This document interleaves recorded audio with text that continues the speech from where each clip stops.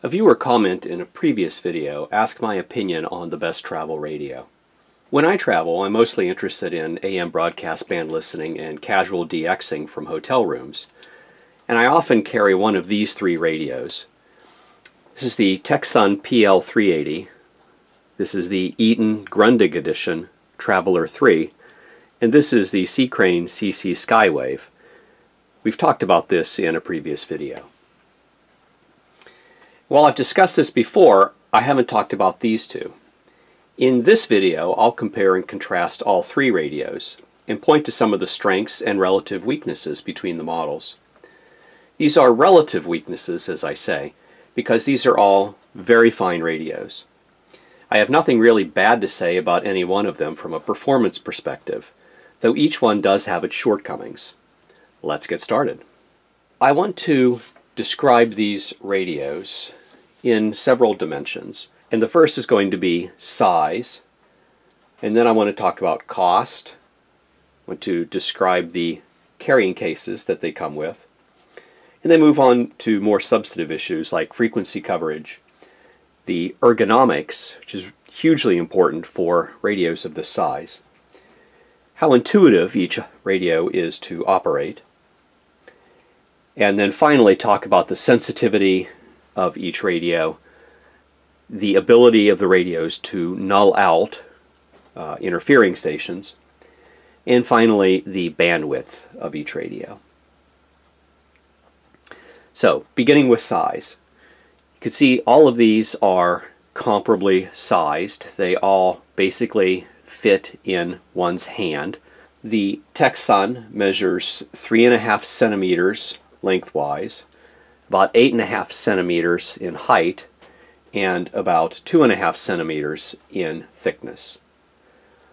The Eaton is very similar. It's 13.5 centimeters in length, 9 centimeters in height, and about 2.5 centimeters in thickness. However, it's a little bit misleading. If you look at this, the antenna on the back sticks out like this and adds roughly another centimeter onto the thickness measurement. So that's a interesting engineering decision, design decision that they made. I'm sure they had good reason to make it, but it's just something to be aware of. And then finally, the C.Crane radio is a bit shorter in this dimension. It's 13 centimeters. It's a bit shorter in the height dimension. It's 7.5 centimeters, and it's just a tad thicker in the depth at 3 centimeters. Cost-wise, the Tecsun is the most inexpensive. It's going right now for about $45. The Eaton is more expensive at around $70, and the C.Crane is the most expensive at $90. So, this is roughly twice as expensive as the Tecsun, depending on the retailer. The cases these come with, which I actually want to discuss, because if you're stuffing this in an overpacked carry-on piece of luggage, then it's important that the case provide as much protection as possible.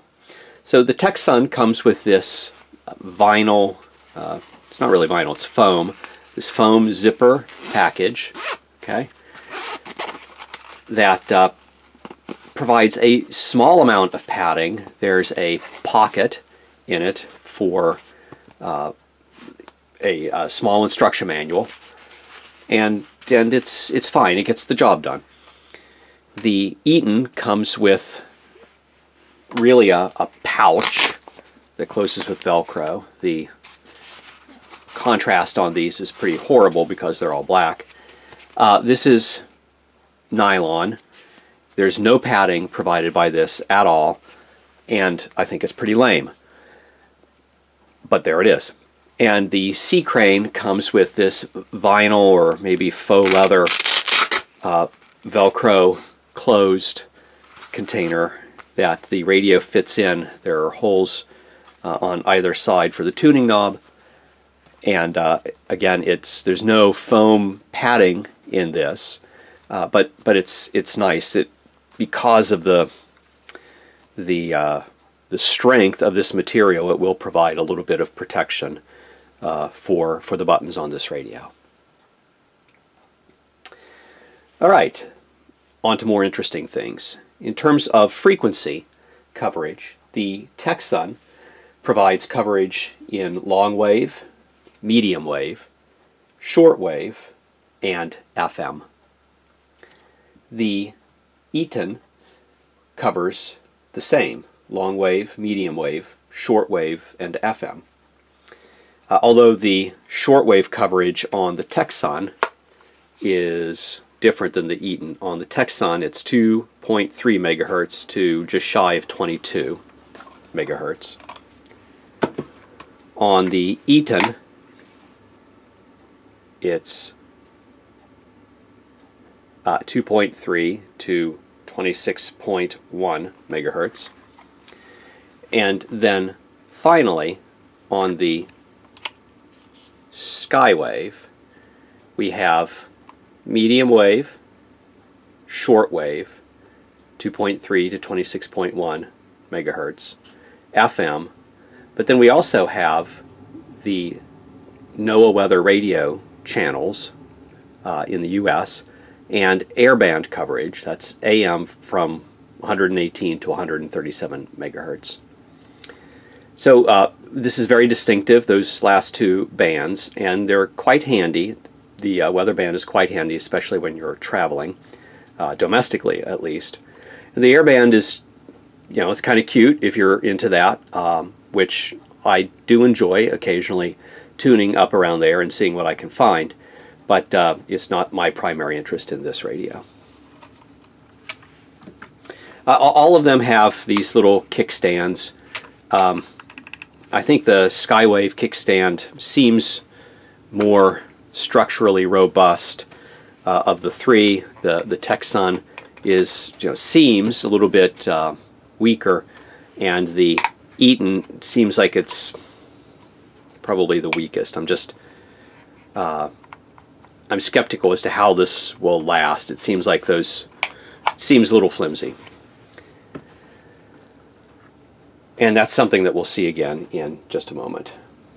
All right, so let's move on to the ergonomics of these. And I'm going to clean up the shot a little bit to do this and look at these radios one by one and zoom in. Okay, so let's make that larger. All right. So first of all, the screen is larger, the display. It's the largest of all the three. The Skywave is the second, and the Eaton is the third in terms of size. It doesn't come through very well on the video, but it has a very nice range of visibility. It looks like it's blanking out there, but that's just due to reflections. You can see this. You don't have to be straight on in order to read this screen. It's a little bit unfair what I'm about to say next, because this is a silver or gray radio compared to the black of the other two. But that's what they had when I ordered this. On the silver version, the brighter silver lettering stands out just fine. The red lettering is a little more difficult to see, but it's certainly not bad. You can certainly make that out. And moreover, I like the color scheme that the red buttons are operative when the power, which is also colored red, is off, and the other buttons are operative when the unit is on. As I said, this is about the size of one's hand. The buttons are push buttons, they're clicks, okay, and they have a good feel to them. They don't feel chintzy or cheap. Time will tell if they will last many years, but I've had this on the order of a year, and they've held up just fine. All right, I'm going to turn this on now and bump the bump the tripod in the process. And so over here is the volume on the side. Okay, volume, and up here is a tuning knob. And you can also enter direct tuning as well. All right. You just enter it in and there it goes. You don't have to hit an enter button or anything like that, and that's quite nice. The knob tuning is really annoying. If you go slow, it goes in steps of 1 kilohertz, and that's just fine. And if you go faster, it goes in steps of 10 kilohertz, and that's just fine. And in between, it kind of picks randomly how fast you go. And so if I'm trying to tune to 1090, whoops, well, I got it there, but now I have to slow down and I get bored and I go faster and I overshoot. And I just haven't gotten used to the speed function on the tuning as to whether it picks the 10 kilohertz steps or the 1 kilohertz steps. Other people aren't annoyed by this in other reviews, but I have not gotten used to it, and I find it frustrating. All right, you can pick stations according to the frequency or memory location. On AM, you can pick the bandwidth here. We'll return to that later in the video. It has zillions of memories. I don't remember how many. I'm not a big memory person, but it has dozens, if not hundreds, of memories available. You pick between bands with the medium wave, long wave switch here, or FM. And you can jump between meter bands on shortwave, going up and down with these buttons.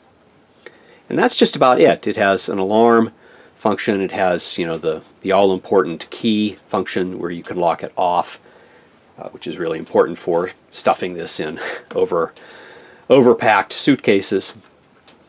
And the display, this is important. So the display, you can toggle back and forth between frequency and this display up here. So this dB mu, which is short for dB microvolts, is the received signal strength indicator, RSSI. This takes the place of a traditional S meter or set of bars to indicate signal strength. And it's a function of the chipset around which this receiver is designed. So this RSSI is a little bit confusing. It shouldn't be, but it's just kind of the way it's expressed here. What this is the voltage at the base of the antenna, the internal antenna for AM, that is delivered to the first RF amplifier. And so it's relative to 1 microvolt mu. So this is abbreviated dB mu, but it could easily be written dB microvolt. That's different than the field strength, which is usually written in dB microvolts per meter. And we'll return to that also later in the video. Okay, the RSSI ranges between 15 and 63 dB microvolts. And so when this reads 15, you are essentially reading noise or a very weak signal. And when this is in the 60s, then that's a very strong signal. I find this helpful and interesting, but some people find it distracting and annoying. Again, as with so many things in radios, there is no clear quote-unquote best. A lot of this has to do with things that the user or the operator finds helpful. Moving on, this is the signal-to-noise ratio, or probably more accurately, the signal plus noise to noise ratio. And this ranges between 0 dB and I think 25 dB for this unit. Okay, and we'll look more closely at why these are useful in just a few minutes. Okay, but moving on, so you can pick that display. You can pick the display that shows the alarm. You can find out what the temperature is, which I find to be almost useless, although if you were outdoors and not in a hotel but camping in a tent, that might be really, really helpful. And then the time as well. Okay, a couple other things on here. You can set a timer, so there's a sleep function. This says, I'll bring it up closer so you can see a little bit better. There we go. Nickel metal hydride battery. You can, this is powered by AA batteries, or they could be rechargeable as well. There's an internal recharger on this. You can't listen to the radio while you're charging the batteries. The RF noise is too high. But I find this a really helpful function. The battery life is very, very good. I've never had to recharge during a trip. This will run for many hours. I think that about covers it for the ergonomics and the intuitiveness of the operation for the Tecsun. Let's now move on to the Eaton. I'm going to be pretty critical of the Eaton coming up here for the next few minutes. And I don't want that to color your perception of this radio. This is a very fine radio, and I like it a lot, as we'll see later on. But the engineering of this just seems to fall a little flat. So let's turn it on, and the screen comes to life, but the radio doesn't come on. So let's push it again, and it doesn't come on. In fact, the screen goes off. And oh, you have to press this 2 times to get the radio to come on. And that's just hugely annoying. Why on earth they would do that, I just don't understand. But they didn't ask me. All right. So the next thing that you notice is that the screen goes blank. And it's not quite blank. You can make it out a bit. Let's bring this up closer and try to get rid of the reflections. Okay. Now, if you push the light button, you can make it stay on while you're operating the radio. That's not actually terribly annoying. It's annoying when you're trying to do videos, but if you're in a dark room, having this go down is not necessarily a bad thing, and you can still make out the dial in a dim room at the reduced brightness. So there's that. This is a much smaller screen, obviously, than the Tecsun. The angle of view is quite good, as you can see. You can see it from many different angles, so that's fine. The tuning mechanism and volume mechanisms are over here. So here's the volume. All right, and here is the tuning. So you tune like this, and that's just fine. All right. There is no direct frequency entry. There is this silly, in my opinion, door here. And what's inside the door is actually quite useful. So what's inside the door is a dial, a rotary switch that allows you to select the time zone that you're in globally for many cities around the world. There's probably not 24 cities around the world, but that's really nice. And in fact, there's a little offset button for daylight savings time here in the U.S.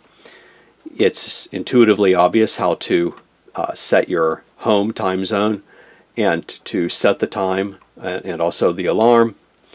Here's where you pick your memories and delete your memories, and that's all well and good. And what world traveling radio would be incomplete without a map. So there's a map with the time zones, which is, a pretty helpful thing if you're traveling in a foreign country and you don't remember how many time zones you are away from the homeland. You can just look it up on the map. So that's that. This seems pretty flimsy to me as well, like the kickstand on the back, and I'm just wondering how long it will take before that snaps off. But maybe it will last. I don't know. Alright, so you pick FM here, AM or long wave, and you toggle back and forth between the shortwave bands with those arrow buttons. That's fine.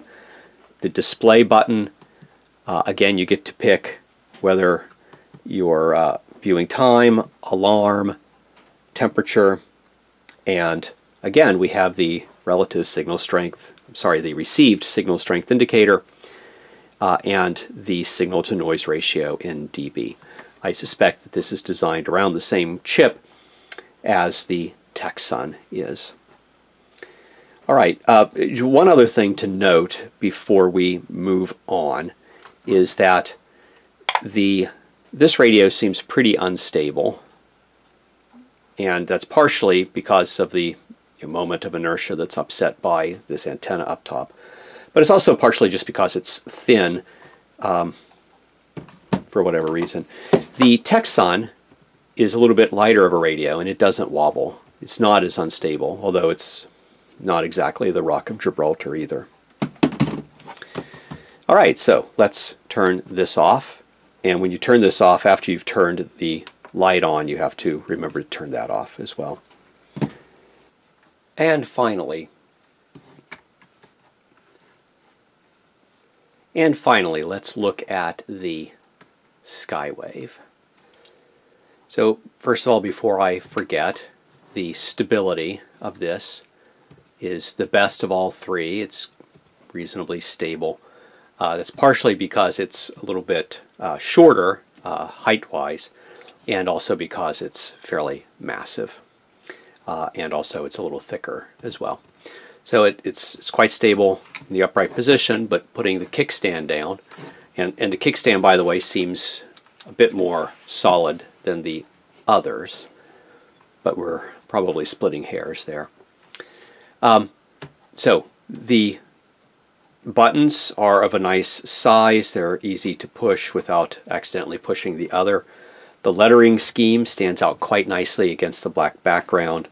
The red or orange color scheme also stands out nicely, and it's associated with the color of the power button, so that just like the Tecsun, the red lettering buttons are functional when the unit is off, when the red button is not pushed in. The dial is visible from many different angles, although again it's a little bit hard to see because of reflections, but there's no problems whatsoever in viewing this from different angles. The volume button is on the side, just like the other two, and the tuning knob is over here as well. And it sticks out, so that is just something that you have to understand when you're doing packing, but it seems like it's a pretty solid knob. I don't think that it's going to break off or crack or anything like that, unless you somehow drop it on the knob. Okay, let's turn it on here. So it comes on, and the backlight comes on. That will go off in a little bit. The frequency is direct entry or tuning. If I do direct entry, I don't just push the buttons and have it go to the frequency. I have to tell it that I'm going to enter a frequency, and then I push the frequency, and there it goes.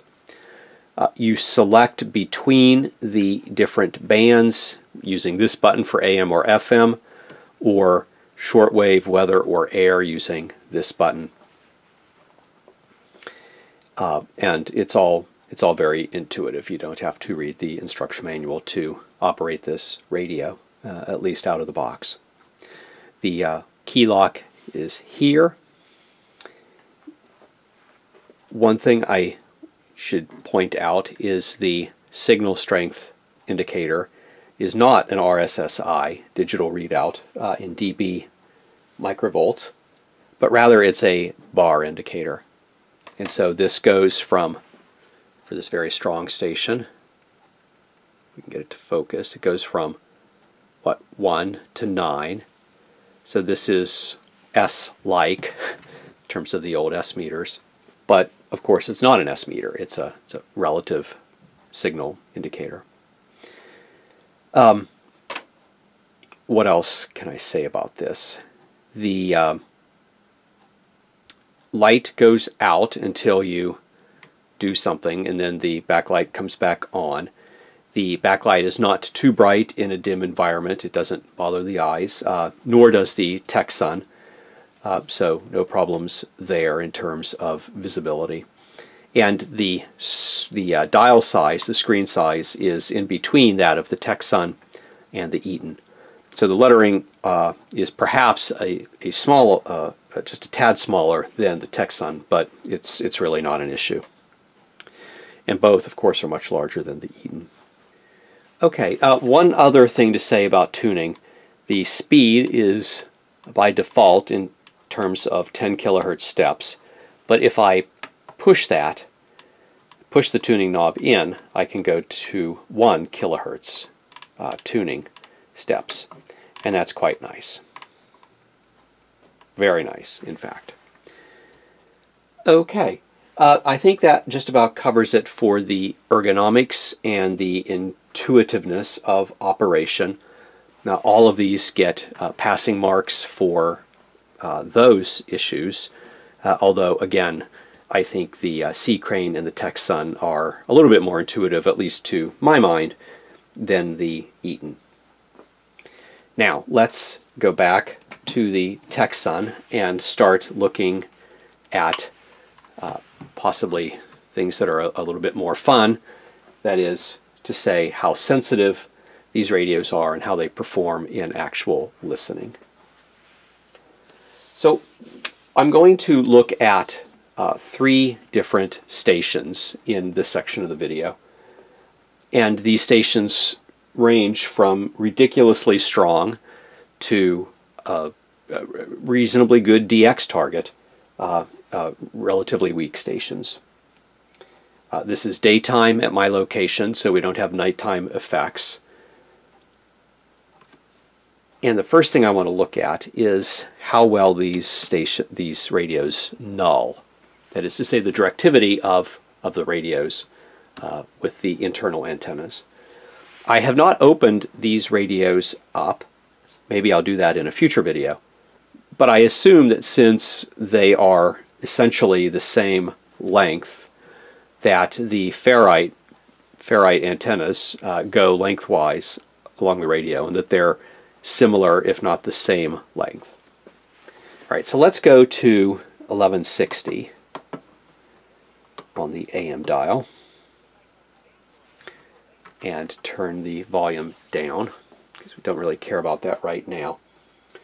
So this is a 50 kilowatt station that is within 10 miles of my location. The computed signal strength, I should say field strength, for this station is about 42 millivolts per meter. So this is a very high power station at this location. And I'll link in down below where I got that computed field strength number from. It probably should be taken with a grain of salt, but we're going to use that for these stations in this video. All right, so nulling. Let's turn this around, and it's going to fade out on the video because of reflections. But in this orientation, right, so I've got decreasing signal strength here. Okay, and actually in this orientation, the RSSI reads 31 right there. So if I go perpendicular to that, I should have the highest signal strength. you can see that it's up around 60. Okay. In this orientation, I also have a signal-to-noise ratio of 25, so let's go back perpendicular to that and null it out, or try to null it out, which is really hard for a station that close. And actually the signal-to-noise ratio goes down to 16. So the nulling is actually pretty good in this very anomalous case of a flamethrower station so close to the location, the receiving location. All right, let's now go to a weaker station. It's also a 50 kilowatt station, but it's about 50 miles distant. All right, so we're going to put that, whoops, well, that was wrong. It should be 1090 kilohertz, okay? And so this station should actually probably be most strongest when the orientation is in this angle. So let's see if that's true. So I've got my signal, RSSI is about 38, 37, 38 in that orientation. And you can see that the signal-to-noise ratio is about 22 or 23. I should say that the computed field strength for the first station was 42 millivolts per meter, but for this station it's about 3 millivolts per meter, so an order of magnitude difference. Okay, so that's the strongest orientation, is in this direction. So 37 and 22. Now let's move that perpendicular and see how it nulls.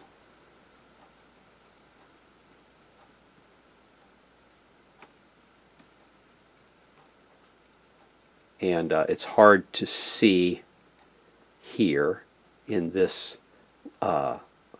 video, but I can get the SNR to go down to about 10 or 15 again. So let's go back to this orientation. So I've got 37 and 25, and then if I go over here and I make it roughly perpendicular, I can get the signal-to-noise ratio. Doesn't null quite as strongly on this one, but I get the signal-to-noise ratio down around 10 to 15. Okay. Although I still have a pretty strong RSSI. Okay.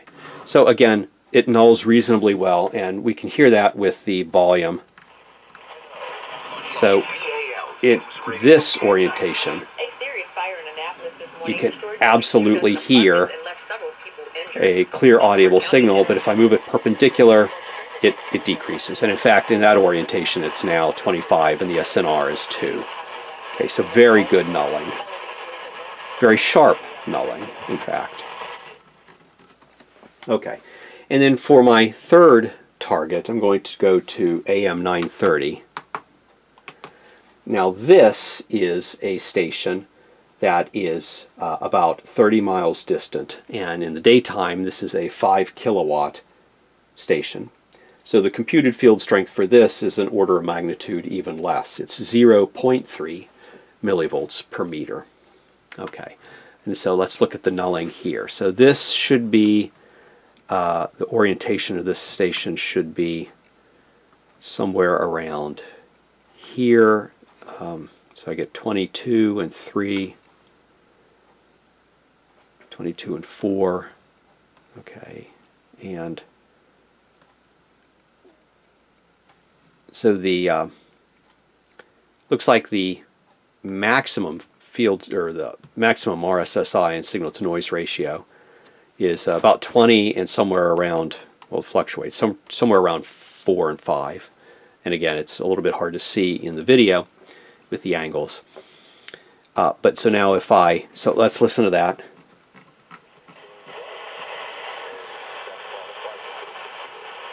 And I don't know if you can hear that, but it is audible. You can hear a voice and you can make it out. It's probably easier to make out in headphones with the signal-to-noise ratio being very low, down around 3 or 4 or 5.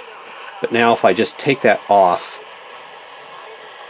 and I go to null it, you see that the RSSI really plummets and the signal-to-noise ratio drops to 0. Actually, you probably can't see that in the video because of the reflections. But there we are. Okay, and there it is head on again. Okay, so this has pretty good directionality and pretty good sensitivity. And now let's look at the Eaton. Let's put the kickstand up here. Okay, and turn it on. We have to press it twice. Why twice, I don't know, but they didn't ask me. Okay, and so now let's go to 1160. I have to tune up. It would really be nice if there was a direct frequency entry keypad on here. As you see, it's not very speedy. Okay, so there we are at 1160. And again, we've got very high RSSI and signal-to-noise ratio in this orientation. I should turn the light on. Okay. Now let's look at this and see how it nulls out if I turn this perpendicular. So I'm starting to decrease in signal. And so there I've got a signal strength of about 44, but I've still got a very high signal-to-noise ratio of 25. And again, this is a 50 kilowatt station, 5 to 10 miles away, so this is not at all surprising.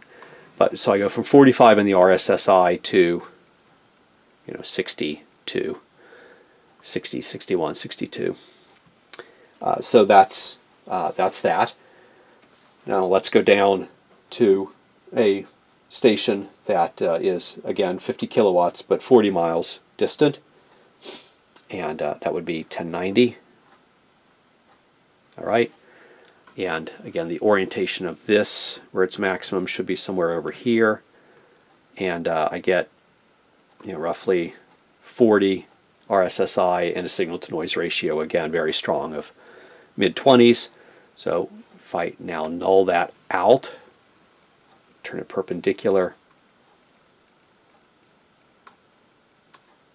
should be somewhere around here. I can make the signal-to-noise ratio kind of go down into the upper teens.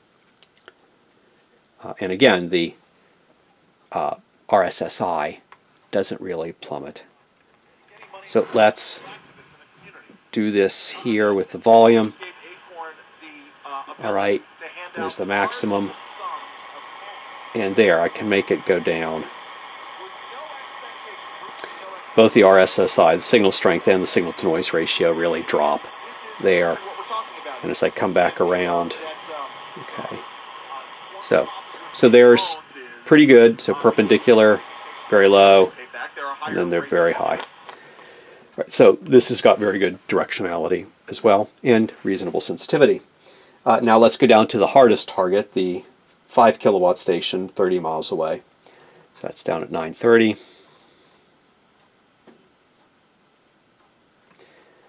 Okay, and let's turn the volume up a little bit on this and find the maximum,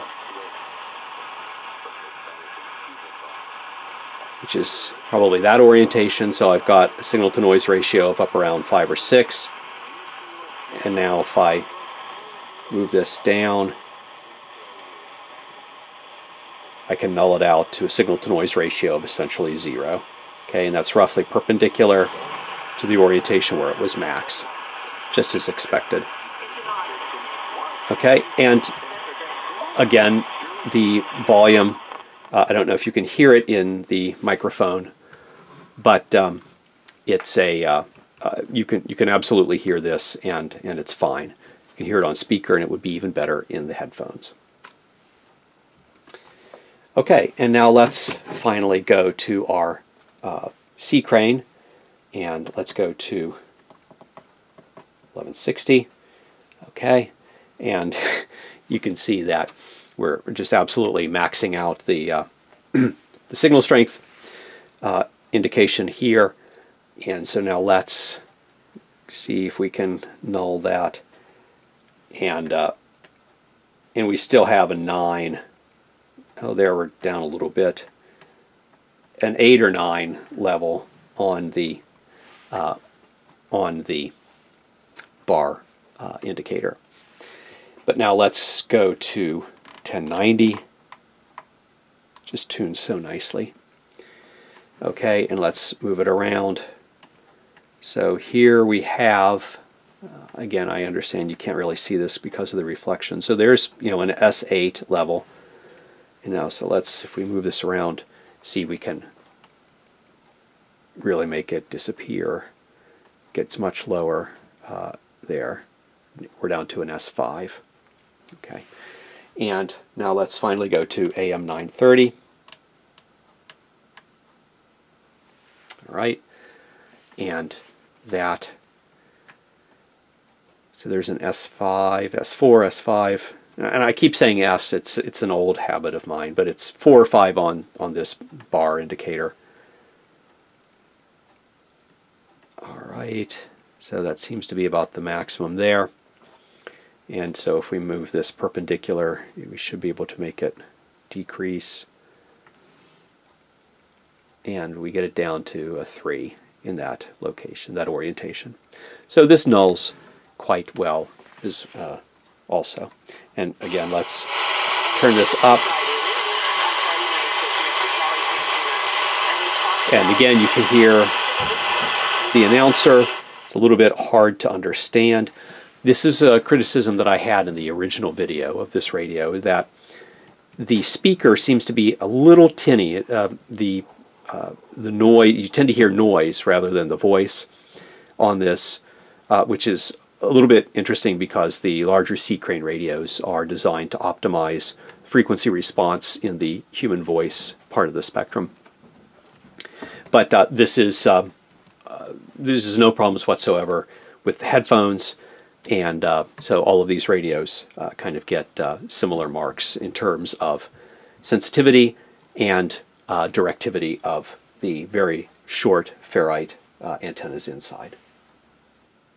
What I want to do next is something that I've talked about before, and it's really important for these smaller radios that are, you know, that have very limited antennas, and that is to understand how these couple into loop antennas.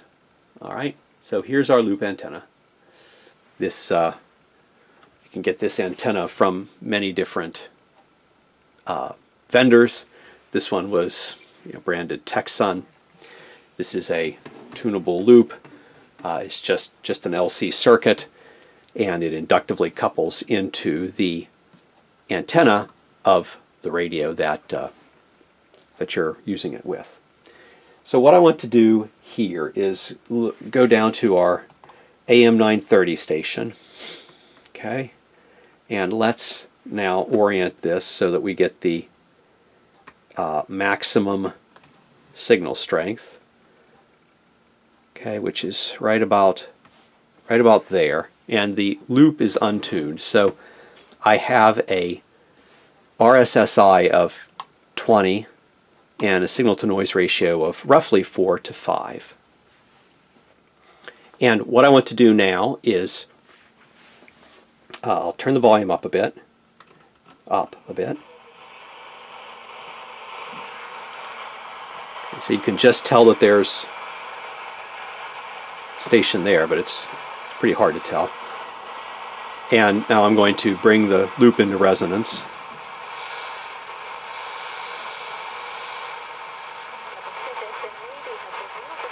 And we get a dramatically increased RSSI of 38.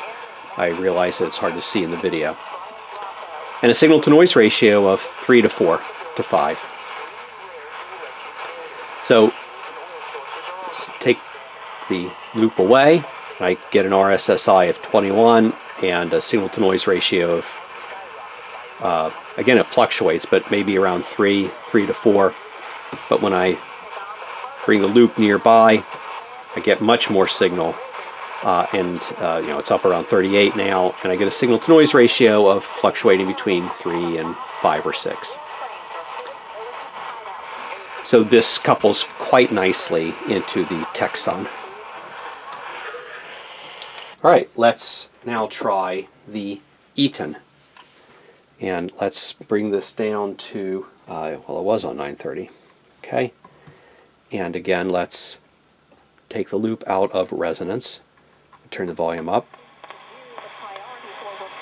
and put the RSSI up on the display. Whoops, I hit it too many times. The immediacy of the button response is a little bit lacking in this radio as well. What can I say? Okay, so again, it's really hard to see in this orientation on the video, but I've got, with the loop out of resonance, I've got an RSSI of 20 and a signal-to-noise ratio that fluctuates between 1 and 5. So let's bring the loop into resonance. And I get a, let's turn this down a bit. I get an RSSI reading of 40 and a signal-to-noise ratio of fluctuating between 3 and 5 and 6. All right, so this couples in quite nicely to the Eaton as well. All right, and now let's come to the C.Crane. All right, and might as well just turn the volume up on this a bit. So take the loop out of resonance, and I get, well, I can hear voices, and I've got a reading of 4 on the bar indicator. Let's bring this into resonance now.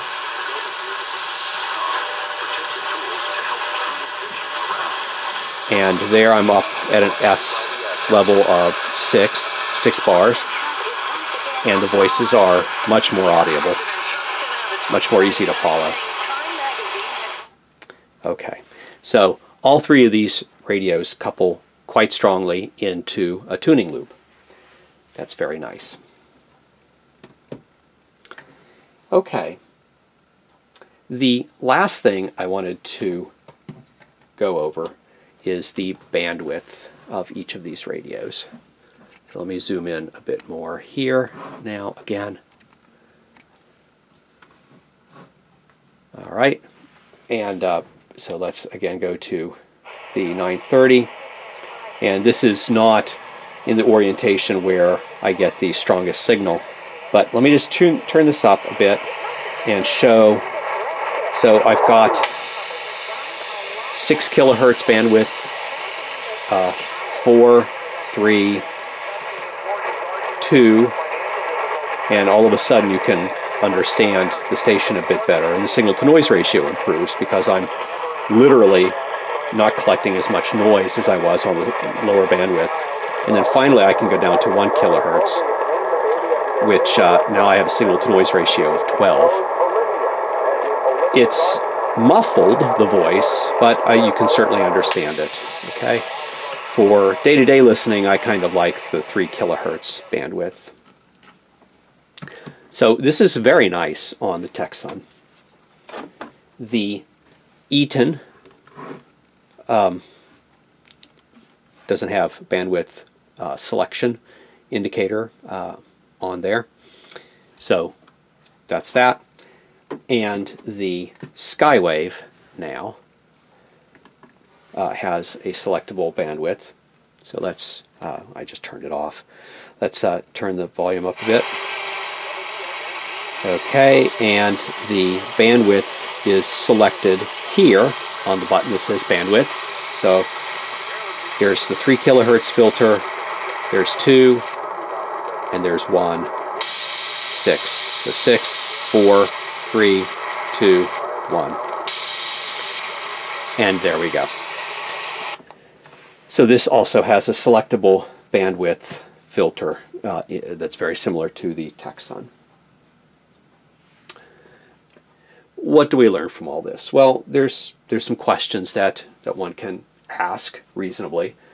And one of the questions is, can these very small radios really rival larger portable radios? And the answer is, well, it depends. They absolutely can rival them for casual listening, maybe not in terms of audio quality because of the limited size of the speakers, but certainly in terms of the intelligibility and the sensitivity. In terms of just kind of barefoot DXing, absent a loop or an active antenna, no, they absolutely cannot rival larger portable radios just simply because of the smaller antenna size. However, they can be supplemented, as we showed here with the loop antenna, and they can probably rival some of the lower quality, larger portable radios. So again, it's a bit in the eye of the beholder. What do these radios lack? Well, none of them have single sideband capability, although there is a newly minted version of the CC Skywave that does include SSB. It's just been released. I hope to be getting my hands on one in the near future, and we'll probably do a video on that. So none of them have SSB. The Eaton lacks a key entry scheme. Can't charge batteries in the Eaton. The antenna on the back of the unit annoys me. The Eaton seems pretty fragile in terms of engineering, but we will see as time goes on with that radio, and it's a little bit unstable, especially with the antenna on the back. I despise and detest the tuning mechanism on the manual tuning mechanism on the Tecsun. It skips between 1 and 10 kilohertz in a way that I haven't yet internalized despite using it for a year. But as I said, other people seem to get used to it quite quickly. So again, it comes down to the user. The C.Crane, unlike the Eaton and the Tecsun, doesn't have the digital Rssi and signal-to-noise ratio. Again, that might be fine for some people, but I find the numbers helpful. What would be the perfect radio? Well, I think the perfect radio for this ultra portable series of radios would be a combination of all of these. It would include single sideband like the new CC Skywave, but it would also have the Rssi and signal-to-noise ratio displays.